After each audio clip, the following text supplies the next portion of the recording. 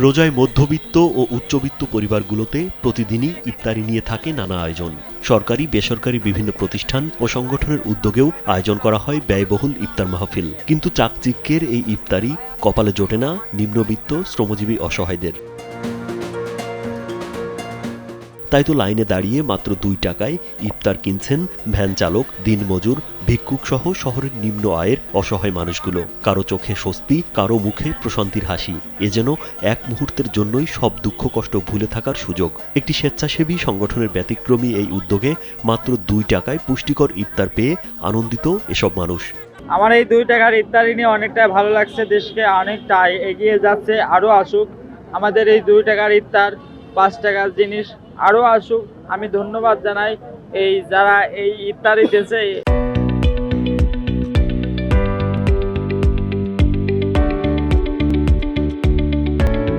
বৃহস্পতিবার ঝিনাইদহ শহরের কেন্দ্রীয় শহীদ মিনার প্রাঙ্গণে এই ইফতার বাজারে অংশ নেয় হতদরিদ্র, পথচারী ও ছিন্নমূল মানুষ। ইফতারের প্যাকেটে ছিল খেজুর, শসা, বেগুনি, ভুনা খিচুড়ি ও মাংস। এর প্রতিটি প্যাকেট মিলেছে মাত্র ২ টাকায়, যা স্বাভাবিক বাজার মূল্যের তুলনায় অনেক কম হলেও খাবারের মান ও পরিমাণ ছিল সন্তোষজনক। খুব ভালো লাগলো, ২টা ইফতারি তো পাওয়া যায় না। হ্যাঁ, খুব ভালো লাগলো আমার। ২ টাকায় আমরা ইফতারি কিনেছি ভাই। ২ টাকায় তো আসলে ইফতারি হয় না। ২ টাকার উপলক্ষে যা করেছে ভালো করেছে, আলহামদুলিল্লাহ। বর্তমান সময়ে এমন মানবিক উদ্যোগ খুব প্রয়োজন, যা সমাজে ভালোবাসা, সহানুভূতি ও সম্মিলনের বার্তা দেয় বলে জানায় স্থানীয়রা।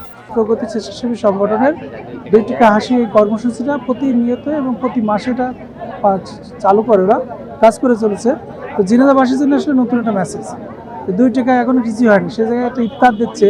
আমার মনে হয় সমাজের সবাইকে এগিয়ে আসা উচিত এই জাতীয় কার্যক্রম। আয়োজকরা জানায়, সমাজের অবহেলিত ও সুবিধাবঞ্চিত মানুষের পাশে দাঁড়ানোই তাদের মূল উদ্দেশ্য। নিম্ন আয়ের যে মানসগুলো আছে তাদেরকে একবেলা ভালো মতো খাওয়ার জন্য আমরা প্রত্যেক মাসে এই ইভেন্টটা আয়োজন করে থাকি। এটা হচ্ছে আমাদের ১৫তম ইভেন্ট। ২ টাকা নেওয়ার কারণ হচ্ছে আসলে আমরা চাই না যে আমাদের কাছে কেউ ঋণী হয়ে থাকুক। তারা ২ টাকা দেওয়ার মাধ্যমে তারা চিন্তা করুক বা তারা ভাবুক যে তারা টাকার বিনিময়ে নিচ্ছে এবং আমরা একটা ভালো ফিল করবে, তাদেরও একটা ভালো লাগবে।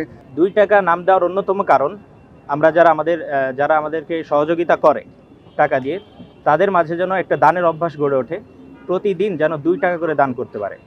আমাদের এদিক সেদিক কিন্তু অনেক টাকা খরচ হয়, যা আমরা অহেতুক কাজে খরচ করে ফেলি।